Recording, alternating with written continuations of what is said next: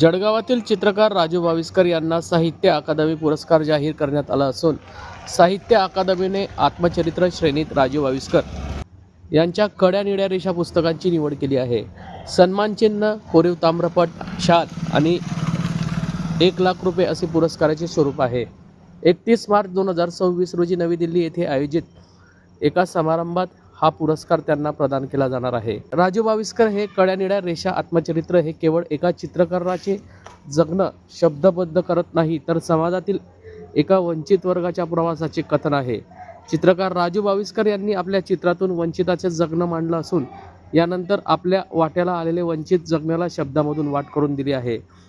साहित्य क्षेत्रातला सर्वोच्च पुरस्कार माझ्या पुस्तकाला मिळत असल्याचा मोठा आनंद मला स्वप्न असल्यासारखा वाटत असल्याची प्रतिक्रिया राजू वाविस्कर यांनी व्यक्त केली आहे.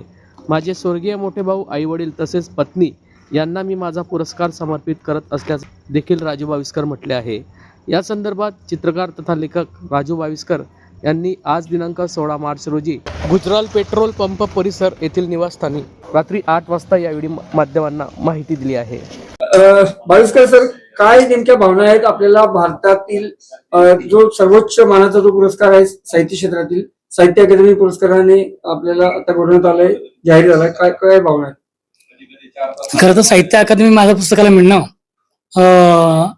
अतिशय आनंदाची गोष्ट आहे. खरं तर म्हणजे मी पुन्हा बऱ्याच ठिकाणी म्हटलं की मला स्वप्नील म्हणजे स्वप्नासारखं वाटलं. खरं तर आज दुपारी जेव्हा मला कळलं मीडियातून वगैरे इकडनं तिकडनं, तो खूप आनंद वाटतो. आणि सर्वोच्च पुरस्कार आहे साहित्यातला, साहित्य अकादमी, आणि तो आपल्या पुस्तकाला मिळतो म्हणजे याच्यासारखा अजून कोणता आनंद असू शकतो माझ्या पुस्तकाला किंवा माझ्या लेखनाला. खूप आनंद वाटला. पुरस्कार आपण कोणाला समर्पित करतो?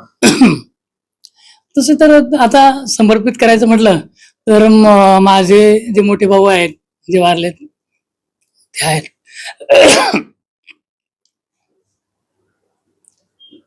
आई वडील आहेत आणि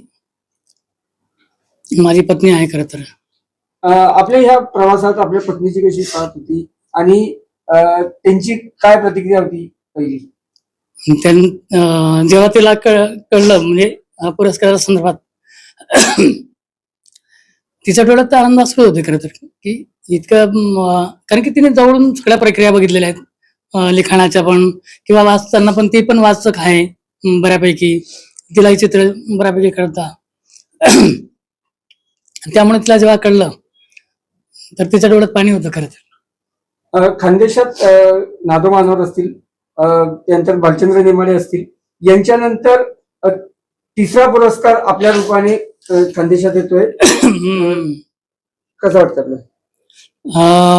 खूप आनंद पण होतोय. पण नेमाडे दादा असतील, मानव दादा असतील, आता एवढी मोठी मंडळी, एवढी मोठी माणसं आहेत ती. खरं तर तोलामोलाची माणसं आहेत साहित्यामधली. मी तुम्हाला म्हटलं की मी 2 ठिकाणी विभागला गेलेला माणूस आहे. एक मी चित्रकलेमध्ये अर्धा आहे आणि अर्ध्या लिखाणामध्ये. त्यांचं साहित्याचं मोठं योगदान आहे. खरं तर पण साहित्य अकादमी मला मिळणं ही याच्यासारखा आनंद नाही. नेमाडे दादांना आहे, मानव दादांना आहे, पण त्यांचं साहित्यातलं योगदान मोठं आहे. मुळात खूप मोठं आहे, उच्च लेवलचं आहे. खानदेशामधले बहिणाबाईंचंही खूप मोठं आहे खरं तर खानदेशामध्ये योगदान साहित्यामधलं. आता येणाऱ्या साहित्यिकांना आपण नेमका काय संदेश द्याल? काय देऊ शकतो मी संदेश? फक्त इतकंच की चांगलं जे असेल ते वाचलं गेलं पाहिजे, आणि चांगलं वाचलं गेलं की आपल्याकडनं चांगली निर्मिती नक्की येते. आणि ती प्रामाणिक निर्मिती यायला पाहिजे की ती अस्सल होईल असं काहीतरी निर्मिती आपल्याकडनं येत असेल तर ती चांगली गोष्ट आहे. पण वाचन खूप, आणि चांगले वाचक मित्र जवळ असले पाहिजे, आणि तुमचं तेव्हा चांगले पुस्तकं तुम्हाला वाचता येतील आणि चांगले लिखाण काम करता येईल. खरं तर